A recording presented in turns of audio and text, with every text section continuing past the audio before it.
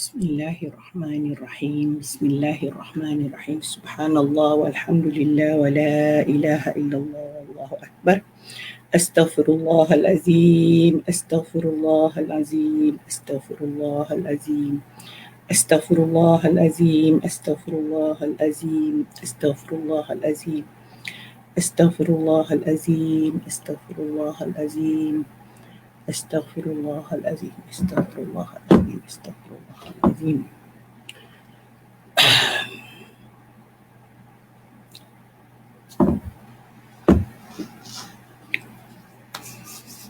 Bismillahirrahmanirrahim. Alhamdulillah nahmaduhu wa nasta'inuhu wa nastaghfiru bih wa natubu ilaihi min syururi anfusina wa min sayyiati a'malina man yahdihillahu fala mudilla lahu wa man yudlil fala hadiya lahu.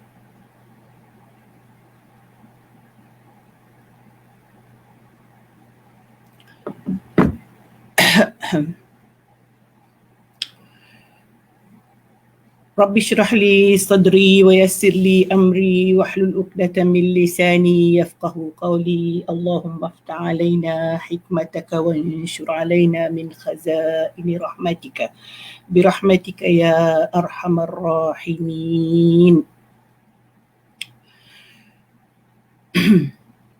Kita mulakan pertemuan kita pagi ini dengan sama-sama membaca Ummul Kitab Al-Fatihah. Bismillahirrahmanirrahim. Alhamdulillahi Rabbil Alamin. Ar-Rahmanir-Rahim. Maliki Yawmiddin. Iyaka na'budu wa iyaka nasta'in. Ihdinas siratal mustaqim. Siratal ladzina an'amta 'alaihim ghairil maghdubi 'alaihim waladdallin. Amin amin ya rabbal alamin. Terima kasih kepada semua pagi ini. Pertamanya kita sembahkan syukur kita kepada Allah Subhanahu wa taala. Alhamdulillah, alhamdulillah, alhamdulillah, alhamdulillah. Segala syukur kita panjatkan bukan sahaja dengan kalimah tetapi dengan niat, dengan perbuatan kita lakukan dengan sebaiknya. Okey, nampak ada Ira Humaira, saya pin, ada yang bagi panjang sangat saya tidak dapat pin panjang sangat dia akan tutup muka saya. Okey, kita ada Bahariah Talib Waalaikumsalam warahmatullahi taala wabarakatuh. Kita ada siapa lagi? Haria juga, alhamdulillah. Kita ada Norisha. Okey, alhamdulillah ready. Okey, kita hari ini adalah hari yang ke-11 Ogos Kita sekarang berada di bulan kemerdekaan. Mudah-mudahan kita merdeka sebagai hamba Allah, melakukan amal ibadah kita kepada Allah, hanya takut kepada Allah, hanya berserah kepada Allah Subhanahu wa taala. Itulah yang paling utama yang perlu kita laksanakan. Dan saya rasa mata saya kena lampu, saya nak tutup lampu dekat bawah. Gelap ke kalau saya ni? Lampu ni mengganggu silau mata saya lah. Okey. Dan pada hari ini juga kita semakin hampir kepada awal tahun Muharram umur kita berjalan Saya pun beberapa hari ini rasa nak kata sedih, ialah itulah ketentuan Allah Subhanahu wa taala. Pada hari Ahad yang lalu sebenarnya pagi tu saya mendapat berita kehilangan seorang sahabat, dan petangnya juga hilang lagi seorang daripadanya, iaitu yang pertama Puan Mona Lisa Londang, bekas adalah staf di Pejabat Pendaftar USIM. Tentulah saya banyak berurusan dengan dia dan juga sebagai seorang sahabat. Kemudian petangnya mendapat berita seorang sahabat lagi, kekanda saya, sahabat Kakak Hindun binti Biran, adalah sahabat yang pernah sama-sama belajar di Al-Azhar dan kedua-duanya sebenarnya adalah pesakit ataupun pejuang kanser. Sebagai seorang cancer survivor, saya memang sangat terasalah atas pemergian mereka. Dan kita pada hari ini saya ambil kesempatan kita sedekahkan bacaan Fatihah untuk kedua-duanya. Pertamanya Mona Lisa Londang, keduanya Hindun binti Biran. Ustazah Hindun binti Biran, seorang yang sangat aktif dalam pembimbing haji dan sebagainya. Bismillahirrahmanirrahim. Alhamdulillahirabbil alamin arrahmanir rahim maliki yaumiddin iyyaka na'budu wa iyyaka nasta'in ihdinas siratal ladzina an'amta 'alaihim ghairil maghdubi 'alaihim waladdallin. Mudah-mudahan Allah menempatkan mereka di tempat yang baik di alam barzah dan hinggalah dibangkitkan pada hari kiamat hidup dalam rasa tenang yang kita dah bicarakan yang lepas bagaimana fasalamun alaik, salah satunya ialah ketika ditarik nyawa dan keduanya ketika di dalam kubur dan keduanya dan ketiganya nanti apabila dibangkitkan di hari kiamat akan diberikan salam oleh para malaikat dan kita akan menyusul tidak tahu bila masa akan sampai juga. Okey, pada hari ini kita sambung kembali kita punya kita punya tadabbur. Kita berada dalam siri ketiga surah An-Nisa hari ini dan kita betul ke hari ketiga? Hari ketiga dan pada hari yang lepas, pada hari Ahad yang lepas kita berbicara tentang hukum hakam anak yatim, cara menjaga anak yatim dan juga kaedah untuk bagaimana supaya kita tidak terjebak kepada perkara yang mungkin menganiaya anak yatim, mungkin merupakan mungkin membawa kepada permasalahan ataupun berlaku zalim kepada mereka. Anak yatim tu dianggap golongan yang lemah, golongan yang perlu kepada perlu kepada perhatian, perlu kasih sayang. Dia bukan harta saja anak yatim ni. Kan dia kehilangan kasih sayang ibu bapa khususnya, dan seorang bapa yang seharusnya menjadi wali, menjadi penjaga, pencari nafkah kepada mereka, maka kita yang hidup perlu memberikan kasih sayang mereka walaupun tidak dapat mengganti tetapi memberikan kasih sayang sepenuhnya. Jadi mungkin hari itu saya tidak sebut terutamanya kepada mereka yang menjadi bapa baru kepada anak yatim. Kadang-kadang ada bapa tiri. Bapa tiri ni bukan mudah sebelum berkahwin dengan seorang wanita yang mempunyai anak, khususnya anak yang masih yatim lagi, fikir panjang, dan kalau niatnya memang untuk menjaga anak yatim, anda akan dibahagi pahala. Dan berdoalah selalu supaya tanggungjawab itu dapat dilaksanakan dengan baik. Dan sentiasa berjaga-jaga, berhati-hati. Nanti kita akan jumpa ayat wabtalul yatama, itu adalah ibtila'nya. Jadi kita akan tak bacalah hari ini sebab ayat itu kita akan sampai nanti. Dan maksud dia bukanlah tak boleh menjadi bapa tiri, boleh amat digalakkan sekiranya mempunyai niat yang baik untuk menjaga anak yatim itu. Jauhkan dan bersihkan hati daripada mengambil kesempatan atas harta yang ada pada anak yatim, mengambil kesempatan atas kelemahan mereka, mengambil kesempatan atas ketiadaan wali mereka. Boleh kita lakukan apa sahaja. Saya fokus hari ini cakap ni kepada bapa tiri sebab pada hari Ahad yang lalu bonda tidak sebut, bonda hanya sebut atuk, abang, bapa saudara, sepupu. Jadi kita yang banyak selalunya terlibat dengan penjagaan anak tiri ini ialah bapa tiri, atuk, bapa saudara, sepupu, abang-abang. Saya sebut abang, tak sebut kakak. Sebab sebenarnya dalam hukum Islam yang bertanggungjawab adalah adik-beradik lelaki. tanggungjawab harta. Tapi dalam memberi kasih sayang ialah adik-beradik, selalunya semualah. Tetapi apa yang berlaku sekarang, masih lagi ada juga adik-beradik perempuan yang menjaga adik tiri. So tak salah, sama saja.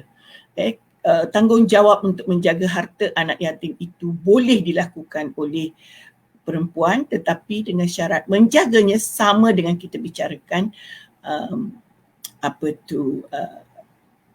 sama kita bicarakan adik-beradik lelaki, nenek, datuk, begitu juga bapa saudara, mak saudara, sepupu. Kadang-kadang sepupu sebab mungkin bapa saudara masih lagi, bapa saudara sudah tiada atau bapa saudara sudah tua, maka sepupu mengambil tanggungjawab untuk menjaga adik sepupunya. Malah kadang-kadang jiran, kadang-kadang juga orang lain, maka ia menjadi tanggungjawab. Yang kita perlu bicarakan ialah macam benda sebutkan, menjaga anak yatim ni lubuk pahala. Kita akan tinggal bersama dengan Rasulullah SAW di syurga yang dekat. Rasulullah tunjukkan tangan jarinya yang tidak boleh terpisah, itu kedudukan, begitulah kedudukan dekatnya penjaga anak yatim dengan Rasulullah, tetapi penjaga anak yatim yang menjaga dengan baik. Hari ini kita sambung lagi, masih lagi dalam kisah anak yatim, tetapi mungkin lebih Allah berikan peraturan-peraturan tertentu ataupun bagaimana kaedah untuk memudahkan supaya kita tidak menganiaya anak yatim. Sebenarnya dalam Al-Quran ini kalau kita baca satu-satu, kita akan dapati banyak penghuraian yang lebih luas dan lebih mendalam, lebih terperinci cara penjelasannya. A'udzubillahi minasyaitanirrajim. Wa in khiftum alla tuqsitu fil yatama fankihu ma taba lakum minan nisa. Sekiranya kamu ragu ataupun rasa risau tidak berlaku adil terhadap perempuan-perempuan yatim, apabila kamu berkahwin dengan mereka, fankihu, maka nikahilah, berkahwinlah dengan sesiapa yang kamu berkenan dari perempuan lain, maksudnya bukan anak yatim. Saya baca sampai situ dulu. Wa in khiftum, ayat wa in khiftum, Allah tu maha tahu perasaan kita. Allah maha tahu apa yang ada di dalam hati kita. Seorang lelaki yang bukan mahram menjaga anak yatim perempuan,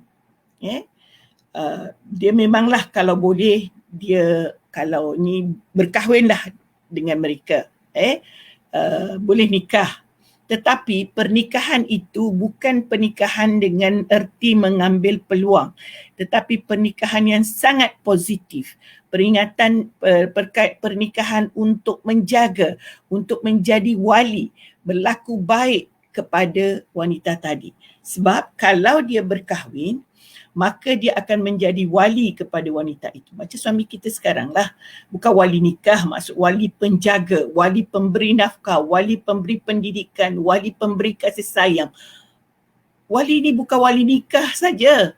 Nanti ada orang fikir wali nikah saja. Penjaga. Macam kita pun, yang saya pun dulu anak yatim. Saya yatim daripada umur 9 tahun. Sebab saya tahu bagaimana rasa anak yatim. Bagaimana melihat ibu menjaga anak yatim. Ibu ni tekanannya tinggi menjaga anak yatim. Mereka dengan kenakalan kadang-kadang, kalau anak yatim tu nakal dan sebagainya. Tetapi tak ada gangguan lah, kerana mungkin ayah saya mati tak meninggalkan harta. Jadi tidak ada masalah, maksudnya orang mengambil harta. Yang ada ialah kesusahan ibu untuk mencari harta untuk anak yatim. Mudah-mudahan ibu saya, ibu bunda mendapat balasan syurga dengan menjaga kami anak yatim. Berapa ramai anak yatim tu, kami ada 3 orang di bawah lelaki berumur 1 hingga ke 5 tahun. Dan saya berumur 9 tahun. kemudian kakak saya 15 tahun, dan macam saya sebutkan perempuan selagi belum berkahwin, di anak yatim ada 3 perempuan dan alhamdulillah membesarkan bonda sehingga berumur 24 tahun baru berkahwin. Alhamdulillah tak ada orang ambil kesempatan kerana bonda saya tu memang mak saya sangat menjaga bonda sebenarnya, menjaga anak-anaknya. Cuma ialah mestilah juga ada seekar dua yang ditinggalkan oleh bapa, maka ibu saya telah berusaha menjaganya untuk memberi berlaku adil kepada anak-anaknya, alhamdulillah. Kemudian kita lihat saya balik pada tadi tu cerita sampingan, sebab kadang-kadang bila saya mengajar, bila bonda bercakap, bukan mengajar maksudnya menyampaikan ilmu, bonda suka ambil contoh yang terdekat, dan kebetulan cerita anak yatim ini telah bonda lalui, dan saya tahu bagaimana rasa kita mendapat kasih sayang. Saya ingat saya ada seorang guru agama yang sangat memberi perhatian sehingga yuran sekolah saya dia bayar. Kalau saya balik jalan kaki, dibonceng naik basikal, teman-teman. Kebetulan dia masih saudara dengan, dan saya akan ingat. Dan Allah menentukan bahawa rupanya dia juga meninggal dan meninggalkan anak yatim. Saya rasa ada penonton di sini yang kenal dia, itulah Cikgu Abdul Kadir Makruf. Jadi bagi saudara mara saya yang menonton pagi ni mesti tahu, bacakanlah Fatihah, doakan. Saya tak akan lupa jasanya. Dia beritahu semua pelajar-pelajar yang lain supaya tidak berlaku kasar kepada bonda, tidak berlaku ini kerana bonda anak yatim.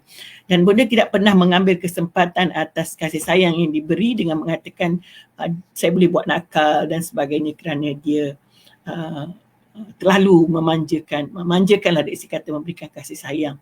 Tetapi saya malu, maksudnya bonda merasa malu dan mesti mendapat kejayaan dalam pelajaran untuk menunjukkan kepada dia bahawa bonda mampu buat walaupun ibu bapa telah tiada. Dia adalah seorang insan yang saya fikir mengajar bonda erti menjaga anak yatim. Dan bila bonda belajar di luar negara, mendengar dia pergi meninggalkan anak yatim, memang robeklah hati. Tetapi apa nak buat, kita berjauhannya. Tetapi saya tengok anak-anaknya sekarang pun alhamdulillah berjaya dan mendapat kejayaan yang baik.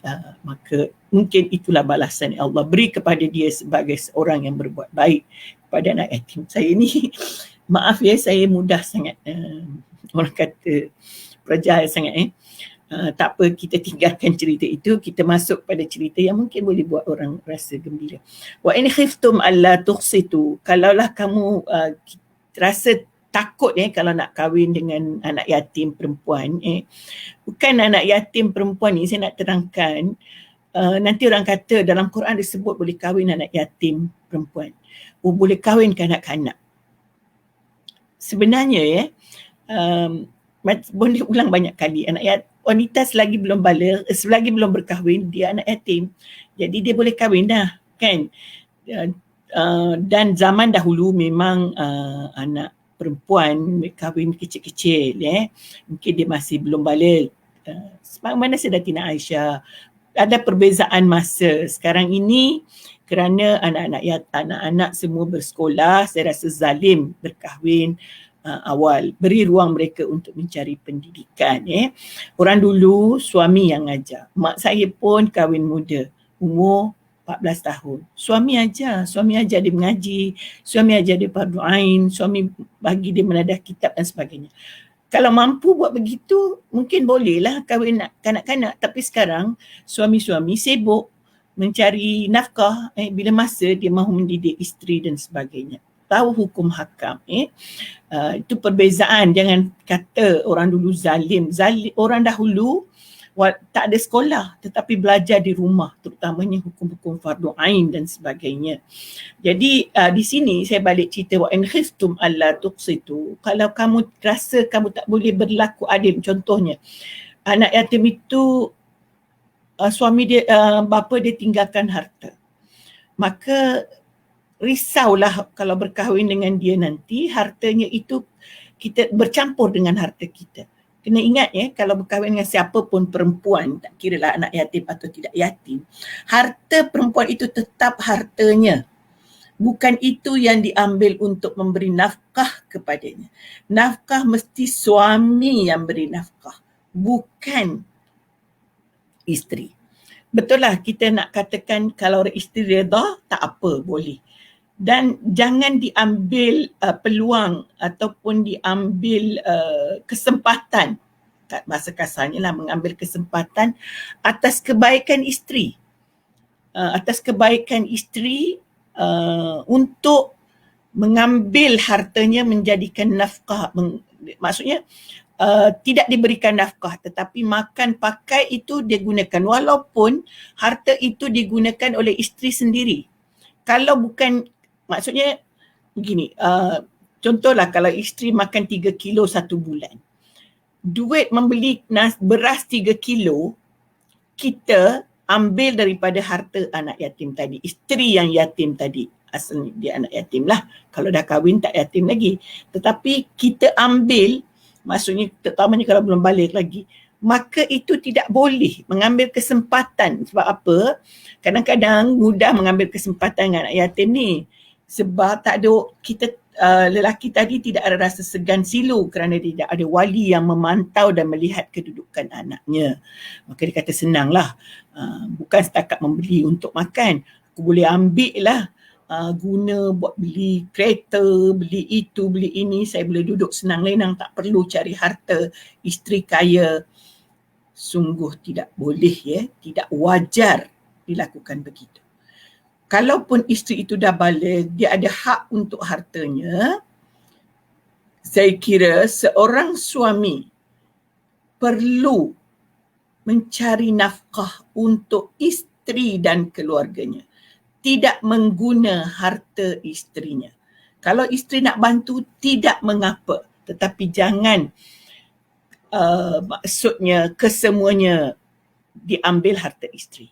Tetapi tidak salah, baik kalau dia mengurus harta isteri dan wang pengurusan itulah yang menjadi nafkah. Contoh, kalau ada rumah sewa banyak, dialah yang pergi tengok homestay tu, cuci, jaga, uruskan keluar masuk orang, call itu sana sini, iklan, promotion dan sebagainya. Keuntungannya boleh diambil oleh suami kerana dia sebagai pengurus. Tetapi macam Bonda cerita hari itulah, berlaku adil dan lihat semuanya. Penjagaan itu hak kita di mana. Kalau sewa, katakanlah homestay tu sewanya 250 sekali 2 malam, 1 malam. Tapi sana nak setelah tolak semua sewa, tolak itu, tolak ini, mungkin sampai 150. So pengurusan, mungkin kita kata dia kena berbincang dengan isteri tadi, upah pengurusan ialah RM50 setiap kali orang masuk, sebab dia yang kena ganti, dia kena bersihkan dan sebagainya. 100 itu mesti masuk dalam akaun isteri. Selepas itu kalau suami isteri tadi mahu menginfakkan hartanya kepada keluarganya, boleh infak harta kepada keluarga, maka boleh dilakukannya. Itu cara dan kaedah menjaga harta anak yatim. Jadi Allah tahu perasaan kita, maka apabila seseorang lelaki mungkin berhajat untuk berkahwin dengan seorang yatim, dia fikir, aku takutlah nanti aku tak boleh berlaku, ada ragulah. Mana tahu kita ni manusia, selagi duit itu tidak ada di tangan, kita masih tak, saya kata boleh jaga. Boleh jaga. Tapi kalau sudah di tangan, gelap mata orang kata. Saya nak beritahu lah. Kalau orang nak pinjam duit, selalunya dia kata, pinjamlah, paling lewat 3 hari aku bayar. Dia belum dapat, dia memang azam dia macam tu. Tapi bila dia dah dapat, azam itu akan hilang. Jadi sebab itu, kalau nak bantu orang, pinjamkan duit, kalau banyak-banyak kena tulis. Iza tadayantum bidainin faktubuhu. Tulis. Kita kena pula minta, itu jadi masalahnya. Jadi kalau sikit-sikit je, RM10, RM20, RM50 tu, sedekah je terus. Tak perlulah nak tunggu dia bayar. Nanti masalah, kita dah lah berdosa pula kan tak minta. Tolong bantu terus. Tapi itulah kepada yang nak berhutang pun fikir-fikirlah, jangan terlalu banyak sangat nanti janji-janji dan sebagainya hingga memeningkan kepala orang yang dipinjam. Okey, itu cerita duit. Kita nak cerita tentang anak yatim tadi.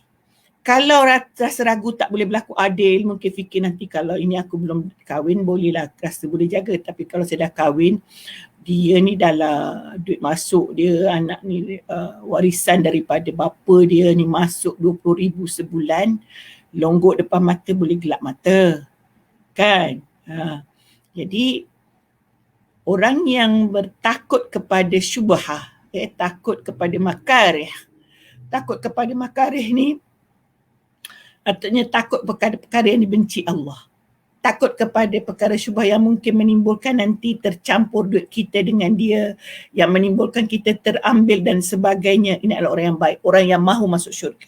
Orang yang mahu masuk syurga ni takut dosa. Bila takut dosa yatim tu, maka dielakkanlah berkahwin dengan anak yatim. Maka Allah berikan perintah, fankihu ma taba lakum minan nisa, maka kahwinilah wanita-wanita yang yang kamu suka, yang baik daripada wanita lain, iaitu bukan harta anak yatim, bukan anak yatim. Sebab anak yatim ni banyak hukum hakamnya. Kalau wanita lain mungkin kita boleh bincang dengan cara, maksudnya tidaklah sampai ada rasa nak ambil harta dia atau macam mana.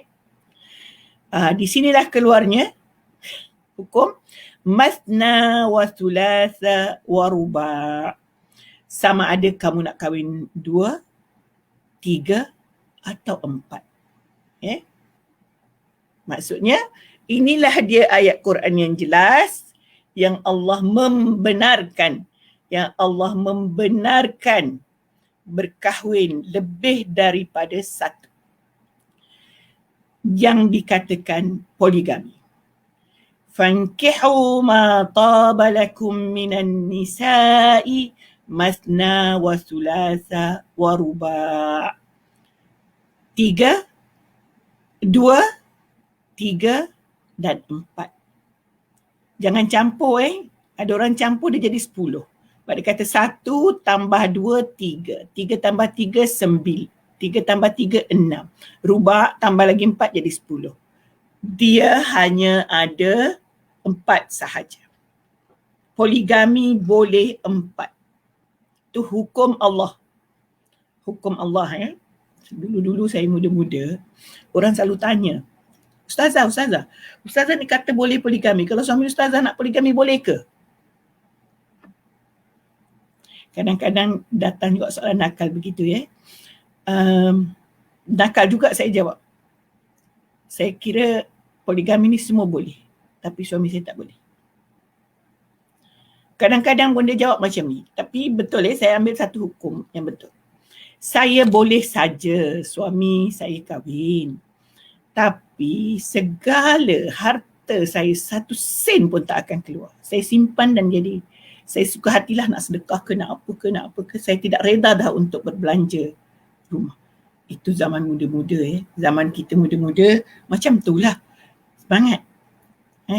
Dah tua ni macam salah pula jawapan tu. Tapi iyalah, kita pun ada perasaan. Saya harap suami-suami di sana memahami hati wanita. Bukan mereka menolak hukum Allah, tetapi ada yang dikatakan perasaan. Ada orang kuat hatinya, ada orang lemah hatinya. Kena faham macam tu. Ada wanita kata tak apa, suami saya boleh kahwin lain. Ada wanita kata tidak. Sebenarnya kedua-dua tu sayang suami. Orang yang benarkan pun sayang juga suami dia. Orang yang tak benarkan tu pun, jangan kata yang tak benarkan tu terlalu sayang. Semua orang sayang. Dan jadi para suami kena faham dulu. Sebelum, of course lah dia dah faham hati dia. Tetapi kena faham isteri. Anda boleh kahwin lebih daripada satu, kalau dia membawa keindahan dalam rumah tangga, kalau dia membawa kemanisan dalam rumah tangga. Tadi Allah ingatkan, kalau kamu ragu untuk kahwin anak yatim, takut tidak dapat menjaga harta anak yatim, menjaga anak yatim tadi, maka begitu juga kalau kamu berkahwin dengan wanita, kalau kamu rasa satu, tentulah kahwin satu dulu. Boleh tak jaga yang satu? Boleh urus tak yang satu? Urus tu maksudnya perasaannya, emosinya, kasih sayang, cara anda membelai dia, cara anda menyayang dia, cara anda bercakap dengan dia, cara anda mengurus dia. Kalau dia hamil, anda akan bawa dia ke klinik, anda akan menemani ke klinik, maksud saya penjagaan sepenuhnya. Memang kalau perfect dah yang pertama, tidak ada yang kurang, mungkin rasa saya mampu lagi buat. Kalau saya dapat yang kedua, saya akan buat perkara yang sama apa yang saya buat pada isteri pertama. Dan apa yang saya buat itu sama. Still macam mana saya jaga dia sebagai isteri saya yang tunggal, apabila dia menjadi isteri pertama, saya akan jaga dia sebagaimana saya jaga. Jadi sebenarnya seseorang yang belum berkahwin itu, macam tadilah wa in khiftum tu, alla tuqsitu fil yatama, mesti fikir. Kita ragu diri kita sendiri. Kita yakin atau tidak. Kalau kita yakin, kita mampu, go on, tak ada masalah. Tapi selalu orang kata, saya boleh, isteri saya tak bagi. Sebenarnya isteri selalu tahu kelemahan suaminya. Isteri selalunya faham di mana kelemahan suaminya. Harap maaf saya hanya nak beritahu begitu. Maksudnya isteri akan faham kalau suami tadi mampu berpoligami, mampu dari segi nafkah yang pertama, mampu memberi kasih sayang yang pertama, kalau dia rasa memang melimpah ruah kasih sayang yang diberi kepadanya, tentu dia rasa, suami saya memang boleh memberi kasih sayang kepada orang lain dan kepada saya dalam keadaan yang sama, tidak akan berkurang, tidak akan, mesti sama. Dan dia juga tahu bahawa suami dia ni mengurus rumah tangga memang hebat. Dia tolong isteri kemas rumah, dia tolong isteri urus macam-macam. Kalau ada anak, dia tolong jaga anak. Tapi ini, kalau dah isteri melihat, sekali-sekali je pegang anak. Nak hantar dobi baju pun malas. Nak menyapu apatah lagi. Pegang vacuum pun tak tahu. Belum cerita penyapu lidi. Jadi bagaimana isteri nak beri sokongan kepada suami untuk berkahwin lebih daripada satu dalam keadaan begini. Maaf isteri-isteri kalau marah saya tersilap cakap. Saya nak beritahu saja realiti yang berlaku dalam masyarakat. Kalau kita lihat lelaki tu suka duduk kedai kopi saja kerjanya. Tiba-tiba dia nak kahwin lain. Apa yang kita bayangkan, apa yang kita fikirkan, mesti kita fikir bagaimana dia nak beristeri lebih daripada satu. Yang satu ini pun tak tahu nak urus, tak tahu nak beri kasih sayang. Nak lahirkan perkataan sayang susah. Nak beri hadiah jauh sekali. Ada orang tak cakap, tapi selalu ada tanda-tanda kasih sayangnya. Paling tidak petang balik, jumpa isteri dulu, tidak terus campak baju, campak kain stokin merata. Lepas tu memang diri dia sendiri pun dia tak tahu nak urus. Macam mana nak urus isteri lebih daripada satu? Jadi dia kata fankihu ma taba, yang baik daripada perempuan. Sebab itu kalau nak kahwin lebih daripada satu, kena kahwin yang baik. Dan you kena jaga dia baik. Baru boleh masna. Kalau tak jaga dengan baik, wanita yang baik ini menjadi tidak baik. Daripada dia bersifat seperti kucing manja, dia boleh jadi singa. Wanita ni boleh berubah-ubah. Kadang-kadang menjadi singa tu bukan dia memang lahir dah macam singa. Dia lahir tu macam kucing manja. Tapi bila menghadap suasana yang boleh merombak emosinya, maka itulah maka lelaki tadi pun pergilah bercerita dengan wanita lain. Isteri saya macam singa. Dia tak tahu dengan wanita yang dia cerita tu pun sama je. Wanita itu pun akan menjadi singa juga kalau you buat begitu kepada dia. Jadi sebenarnya ayat ini benar sekali. Boleh kahwin nak. Satu lagi ayat ini dia kata, bila kita baca betul-betul, wa in khiftum alla tuqsitu fil yatama fankihu ma taba lakum minan nisa masna wa sulasa wa ruba. Kalau kamu takut untuk berlaku adil, maksudnya tidak baik kepada anak yatim, maka kahwinilah wanita itu daripada daripada wanita lain 2 atau 3. Maksudnya ramai lagi wanita you boleh kahwin selain daripada anak yatim. Macam tu bahasanya. Ya, boleh kahwin 2 ke 3 atau 4, jangan lebih daripada 4. Ini cerita sampai 4 ini kerana pada zaman Al-Quran diturunkan, zaman itu ada lagi zaman jahiliah. Rasulullah sedang mengajar umatnya, masih ramai lagi yang berkahwin lebih daripada 4. Ada berkahwin 10, 11 dan sebagainya. Lalu ayat ini sebenarnya mengurangkan bilangan kepada 4. Satu lagi, untuk menjelaskan bahawa Islam ini ada peraturan. Bukan boleh suka-suka hati you nak kahwin berapa ramai. Mesti mesti mengikut peraturannya. Sebab itu ayat selepas itu berbunyi fa in khiftum, tadi wa in khiftum alla tuqsitu, seterusnya fa in khiftum alla ta'dilu fawahidah, sekiranya kamu takut untuk tidak berlaku adil, yakfilak wahidah, cukup satu, wahai sahabat-sahabat tuan-tuan yang dikasihi Allah sekalian. Anda mahu masuk syurga kan? Kalau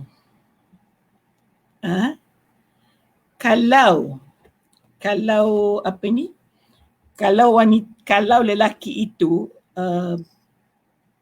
ada orang kata wanita kalau benarkan suami dia kahwin lebih daripada 1, dia dapat payung emas. Saya pun cari-cari hadisnya juga, cuma saya tak jumpa. Jadi saya kira sebenarnya tak tahulah dari mana benarnya hadis itu.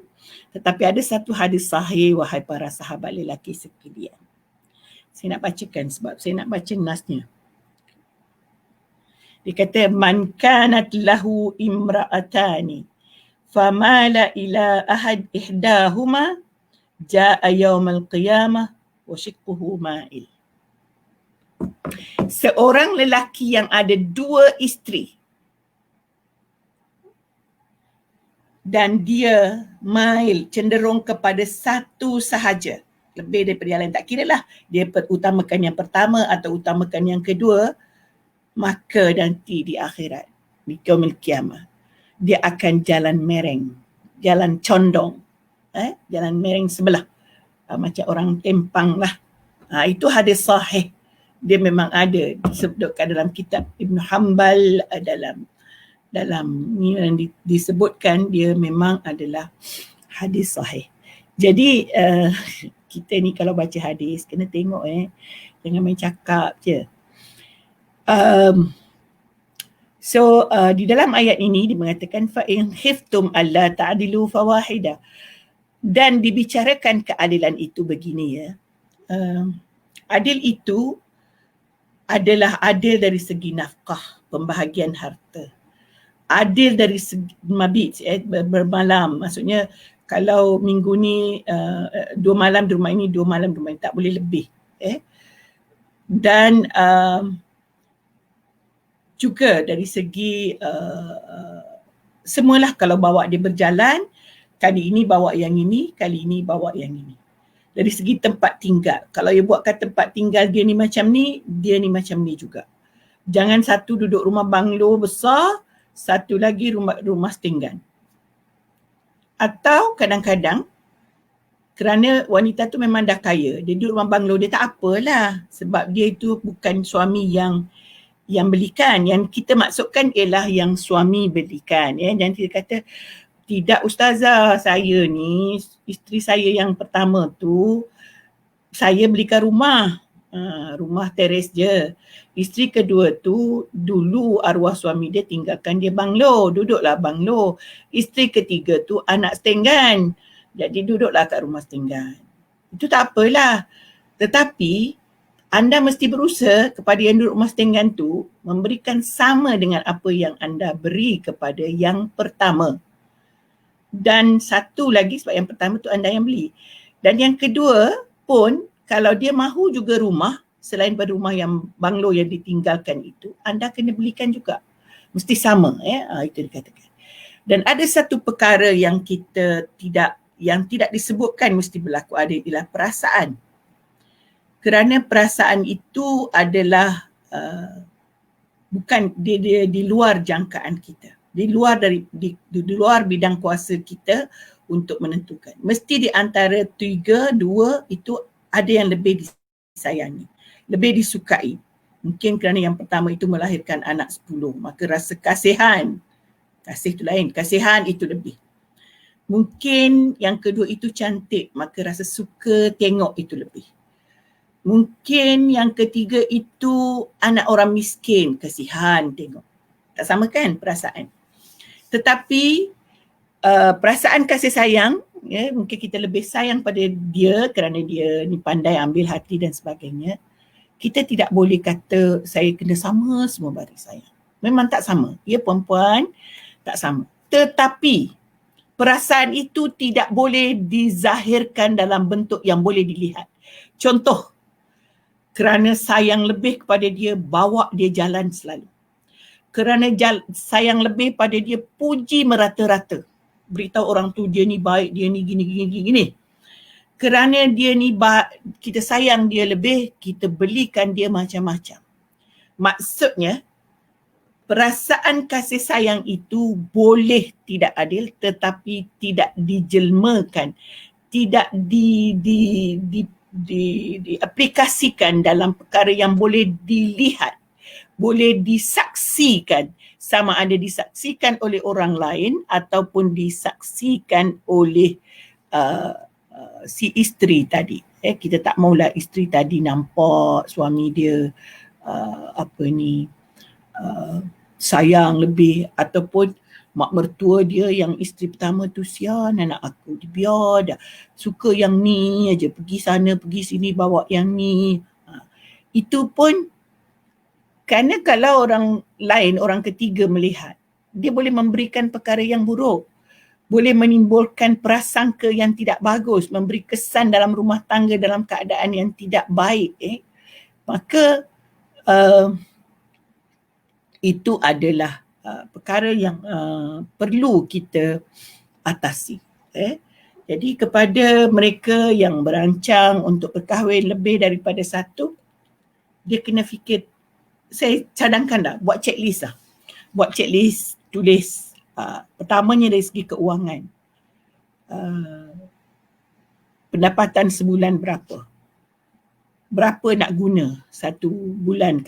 Kalau sekarang isteri pertama anaknya 4, perlukan 3,000, 4,000, 5,000 sebulan contohnya, jangan main-main. Katalah 3,000, saya kurangkanlah, sebenarnya anak 4 tu tak cukup, 3,000 nak sekolah lagi, nak bayar itu, nak ini, 3,000. Okey, isteri kedua belum ada anak. Bukan keadilan bagi harta tu 3,000, 4,000 tu mesti sama tak? Melihat keperluan. Dia tiada anak lagi. Tetapi you kena ingat, kalau dia bersalin nanti nak bayar. Dulu isteri pertama bersalin hospital swasta yang bayar 10,000. Takkan yang ini you nak hantar hospital kerajaan yang tak berbayar. Kena ingat semua tu secara detail. Jangan main-main. Hak adil ini bukan benda mainan. Tulis semua, catatkan. Ataupun, dan satu lagi, itu bab harta. rumah. Tidak boleh seseorang suami beristeri lebih daripada satu tinggal satu rumah. Mesti benakan rumah yang lain. Tak kiralah dia berdekatan ke, rumah semidi sebelah-sebelah ke, tak apa, tapi rumah lain-lain. Macam-macam kekecohan boleh berlaku kalau duduk satu rumah. Okay. Anda tunjuk kasih sayang pada si pulang, kawan tu duduk tengok lah menggeliat Elio. Kan? Anda tengok dia beli makan itu, makan ni, isteri satu tengok lah. Jadi malah boleh macam-macam fitnah boleh timbul. Mampu? Tulis rumah sekian ratus ribu saya nak beli. Okey. Anda berfikir tak apalah. Dia ada rumah, bapak dia tinggalkan rumah besar. Ataupun dia memang orang kaya, gaji besar. Boleh beli sendiri. Harap maklum. Kita kena bertanggungjawab membelikan tempat tinggal kepada isteri. Melainkan kalau isteri itu, saya bimbang begini melainkan kalau isteri itu memang kata okey tak apalah, duduk rumah yang lah, tak kisah pun, tak payah beli rumah lain. Kita dah ada rumah buat apa. Yes, semasa dia belum kahwin atau awal kahwin mungkin dia masih setuju. Tetapi setelah lama dia minta, tak boleh tak bagi tau. Setelah lama dia berkahwin, dia mengubah fikiran dia. Saya nak rumah jugalah macam akak tu. Tak boleh kata dulu you janji. Ya. Saya pernah ada satu, dulu-dulu saya selalu ceramah, jadi ramailah klien-klien yang suka bertanya-bertanya. Seorang wanita menelefon saya, dia isteri kedua. Dia kata, alamak 11.30 cerita pasal poligami ni tak cukup masa nampaknya. Dia beritahu saya, Ustazah, dia telefon, saya pun tak nampak orangnya. Kan? Selalunya orang suka bertanya tanpa diketahui siapa orangnya. Dulu tu tak ada handphone lagi, tak ada mesej-mesej, dia call. Call zaman dulu kalau call sampai panas telinga tau, baru belum habis kita nak beri nasihat. Dia kata, Ustazah, saya ni isteri kedua. Tapi sebelum saya bercerita, Ustazah boleh tak? Tolong jangan cakap siapa suruh kahwin suami orang. Saya of course lah, kita ni Ustazah dengar. Yelah kan, memang betul lah, saya tak cakap lah kenapa suruh kahwin dua. Dan saya tak akan nasihat pada suami dia, yang tanya isteri. Jadi kita pun tanya dia. Dan dia kata, macam ni lah Ustazah, suami saya ni orang kaya. Dia boleh bagi saya apa sahaja. Dia bagi saya kereta Mercedes. Dia belikan saya kondo, saya duduk kondo. Semua harta saya ada. Tapi yang tak ada ialah Ustazah, dia duduk senang lenang dengan isteri dia, anak-anak dia. Dia bergembira, saya ni dia datang, kalau datang pun siang. Sekali seminggu. Tinggallah saya sorang-sorang menangis. Saya belum tanya lagi, dia dah cakap, dulu itulah perjanjian bahawa saya tak akan kacau. Saya hanya mahu dinikahi sahaja. Tak kisahlah sama ada nak declare saya ni isteri kedua atau tidak. Dia memang of course lah dia kahwin luar negara, maksudnya yang tidak berdaftar. Jadi isteri dan anak-anak tidak tahu. Isteri dan anak tidak tahu. So dia tidak mendapat keadilan sebagai isteri kedua. Tu saya kata tadi, sebelum kahwin yes, dia akan kata tak kisahlah, asal dapat abang jumpa abang sekali seminggu pun tak apa. Tapi bila dah kahwin, rasa lain itu ada. So jangan sekali-kali membelakangkan hukum Allah. Fikir semua sekali. Jangan kata oh dia reda itu, dia reda ini, dia nak itu, dia nak ini. Tak. Kita kena pegang hukum Allah. Jadi apa yang saya cakap, apa yang saya perlu beritahu kerana isteri yang bertanya, saya cakap begini. Sekarang minta daftarkan pernikahan. Barulah puan boleh menuntut hak.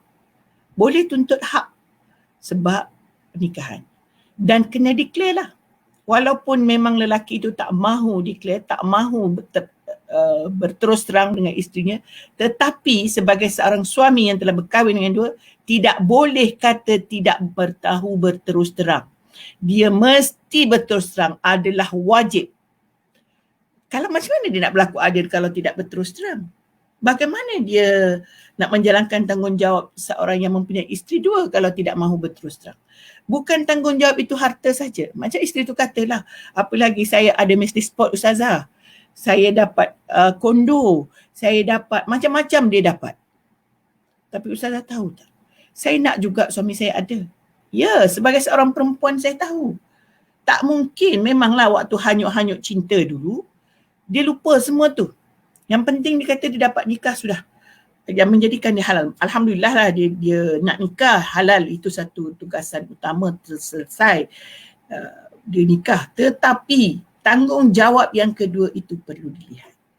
Sebab itu Bonda buat tajuk hari ni, indahkah poligami? Indah sekiranya kita mahu mengindahkannya. Buruk kalau kita mahu memburukkannya. Kalau pernikahan yang dilakukan secara tidak jelas ataupun tidak diberitahu kepada isteri pertama atau kepada masyarakat, sebab itu ni pernikahan mesti diiklankan. Pernikahan mesti diiklankan. Itu tujuan walimah, walimatul urus, supaya pernikahan itu diiklankan. Walaupun sembelih kambing seko, walaupun beli, yang penting ada orang tahu bahawa mereka telah berkahwin supaya tidak menimbulkan fitnah.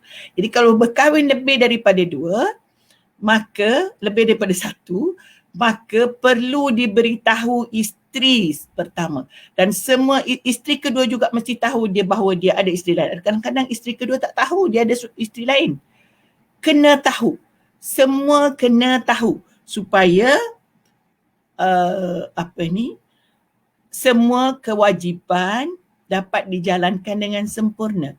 Para isteri yang dipoligamikan juga perlu membantu suami bersifat adil. Kalau kita nak kan suami kita masuk syurga, tuan-tuan dan puan-puan, saya pernah cerita, di akhirat nanti tidak ada lagi perasaan cemburu. Apabila isteri itu membawa, Allah berikan dia isteri-isterinya semua nanti di akhirat, anda tidak akan cemburu lagi. Anda akan bahagia dengan madu anda. Maka ketika di dunia, berbahagialah juga dengan madu anda. Maaf ya, saya bukan nak ni. Maksudnya, kalau sebenarnya suami yang mahu mempoligamikan isterinya, mahu berpoligami, dia tahu undang-undang, dia tahu cara-cara, dia tahu kaedah. Memang poligami itu indah. Dan ada kalanya seseorang itu terpaksa berpoligami. Saya belum, mungkin kita masa tidak mencukupi hari ini, tapi saya sentuh sikit. Contohnya, isteri pertama tidak sihat, tidak mampu melayani suami. Maka itu alasan ataupun itu adalah sebab utama kenapa Allah, hikmah utama kenapa Allah membenarkan poligami. Kerana daripada suami nanti mencari perkara yang haram di luar, lebih baik dia bernikah baru. Tetapi sebelum dia bernikah yang baru itu pun, dia perlu mengetahui hukum hakam. Dan dia perlu berbincang, ini yang perlu dibincangkan dengan bakal isteri dan isteri yang ada. Tentang pembahagian, tentang keadilan, tentang masa depan. Bukan tak kisahlah, you tak bagi pun tak apa. Bukan. Masalah tak kisah itu tidak boleh diterima. Yang perlu diterima ialah hukumnya begini dan begini dan begini. Jangan nanti ada isteri yang datang beritahu saya, Ustazah, suami saya ni gaji 5,000 sebulan. Macam mana dia nak kahwin dua? 5,000 tu tak cukup Ustazah, nak bayar rumah, nak bayar kereta, nak bayar yuran anak, nak beli itu, nak beli ini, susu anak lagi. Itu pun banyak daripadanya saya yang tanggung. Apatah kata nak bantu ibu bapa dia jauh sekali. Bunda jauh sekali, suami saya tu boleh bantu ibu bapa dia. Saya keluarkan duit sendiri untuk bantu bapa ibu mertuanya. Tiba-tiba suami dia nak kahwin lain. Dan dia datang beritahu, tak apa yang kedua ni kaya, kerja pangkat tinggi, dia ada duit sendiri. Bukan saja dia nak tanggung diri dia sendiri, dia boleh tanggung kita bersama. Dia dah janji begitu. Please janji itu sebelum kahwin. Bukan janji itu yang kita mahu dengar. Bukan keredaan itu yang pada waktu itu yang kita mahu dengar. Ialah kemampuan kita. Kemampuan kita. Macam saya sebut tadilah, dia mampu dari segi harta dalam cerita tadi, tapi tak mampu dalam memberi kasih sayang. Yang pertama, ada anak yang membahagiakan. Tak tahu, suami kena faham. Anak-anak ni memeningkan kepala. Tetapi anak-anak juga adalah penghibur hati. Bila dapat isteri yang tidak ada anak, yang kedua, maka kata tak apalah, datang hanya melampiaskan nafsu sahaja. Tidak memikirkan kerana tidak ada belayan kasih sayang dan anda pun tidak membalas kasih sayang kepada isteri tadi. Inilah yang haram, inilah yang tidak boleh. Maka samalah juga tadi. Sebenarnya berpoligami itu boleh memberi pahala yang banyak, boleh memberi keindahan, boleh membawa kita ke syurga. Tetapi di sebaliknya juga banyak perkara yang boleh menarik kita ke neraka. Kita boleh condong berjalan di akhirat. Macam juga harta anak yatim, adalah baik menjaga harta anak yatim. Tetapi ada masanya kita terjebak dengan perkara yang tidak baik. Jadi kita kena belajar tu semua. Sebelum kita bertindak, kita fikir, kita listkan. Saya haraplah kepada bakal-bakal yang berpoligami ini memang senaraikan semua apa bagi isteri-isteri tadi semak. Isteri pertama semak, isteri kedua semak, okey ke tak okey. Kadang-kadang isteri pertama ni, bakal isteri kedua ni, dia lihat suami dia senang. Lelaki tu baik, senang, lenang. Dia tak tahu harta yang ada pada suami, pada lelaki yang dia tengok senang itu adalah harta isteri dia. Dia rasa lepas ni aku boleh gini. Dia tengok isteri dia pakai, isteri pertama, isteri yang ada sekarang pakai Mercedes, aku pun boleh pakai Audi kot. Semua dia mampu. Sebenarnya lelaki pun pandai juga. Kadang dia tak cerita pun itu adalah hasil isteri tadi. Kadang-kadang isteri tak kerja. Isteri dia tak kerja. You tak tahu. Kerja tak kerjanya bagaimana. Harta dia datang dari mana. Ada harta pesaka. Ada harta macam-macam. Ada orang boleh berniaga online. Kita tak nampak. Dia tak bising. Kata itu ini. Jadi jangan berangan-angan sebelum kahwin dengan seorang lelaki yang punya isteri. Jangan berangan indah sahaja. Fikir dulu buruk baiknya. Memang indah tetap ada sekiranya boleh dilakukan kerjasama yang baik. Tetapi indah itu kadang-kadang tidak kita dapat sekiranya kita tidak jelas sejelas-jelasnya sebelum bernikah. Jadi kita kena lihat semua. Kita kena sayang diri kita. Kena sayang orang lain. Sayang suami kita. Sayang isteri suami kita. Itu yang paling penting. Kita nak semua masuk syurga. Barulah indah. Kalau kita nak bermusuh sahaja, bagaimana? Dan bagaimana tak bermusuh? Dia bermusuh kerana lelaki ataupun ketua keluarga tidak mengikut hukum. Atau ada di antara isteri tadi yang tamak. Maka penjadilah perkara itu tidak indah. Maka dianggaplah poligami itu satu yang tidak memberikan apa-apa kemanisan dan keindahan pun dalam hidup. Tuan-tuan dan puan-puan, sebelum saya berhenti pagi ini, saya nak ulang apa hukum yang Allah turunkan itu pasti ada kebaikannya. Apa hukum yang Allah beri itu pasti ada hikmahnya. Namun yang terburai, terbarai, terrobak di sana sini adalah kepincangan kita untuk memahami bagaimana ia dilaksanakan. Sebab itu, sambungan ayat tadi, ma malakat aimanukum. Ini kalau yang ada hamba lah, zaman dulu kita tak perlu bincang sangat yang ini. Bolehlah hamba tadi. Zalika adna alla ta'ulu. Itu adalah supaya kamu tidak melakukan kezaliman. Jadi maksudnya tidak zalim pada anak yatim tadi dan tidak yatim tidak zalim juga kepada para isteri. So saya tinggalkan dulu pagi ni kerana masa sudah agak lewat. Cerita poligami ni sepatutnya 3 jam. Baru boleh habis. Tapi saya haraplah penonton kita ada juga lelaki, mudah-mudahan mereka faham. Isteri juga kalau dia berpoligami, mudah-mudahan mereka jelas, mereka tahu apa tanggungjawab. Alamak, kenapa saya punya ni tak boleh dah, tak mahu dah saya.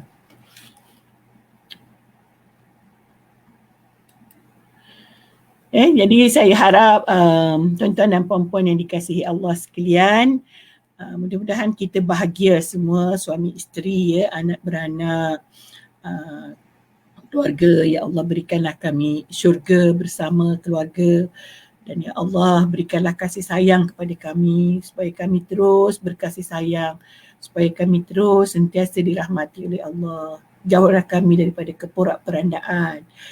Kalau kami ada di antara kami yang berpoligami, hiduplah dengan aman damai, dengan keadilan. Jadikanlah suami-suami kami suami yang bertanggungjawab, suami yang mampu memberikan kasih sayang, mampu memberikan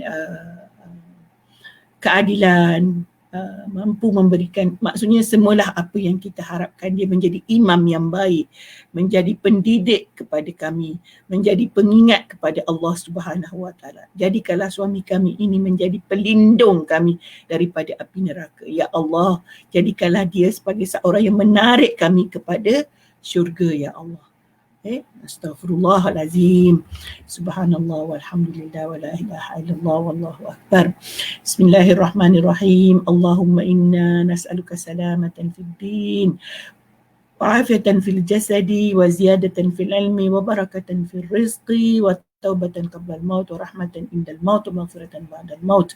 Allahumma hawwin alaina fi sakaratil maut wa najatan minan nar wal afwa indal hisab. Rabbana la tuzigh qulubana ba'da idh hadaytana wa hab lana min ladunka rahmah innaka antal wahhab. Rabbana atina fid dunya hasanah wa fil akhirati hasanah wa qina adzabannar.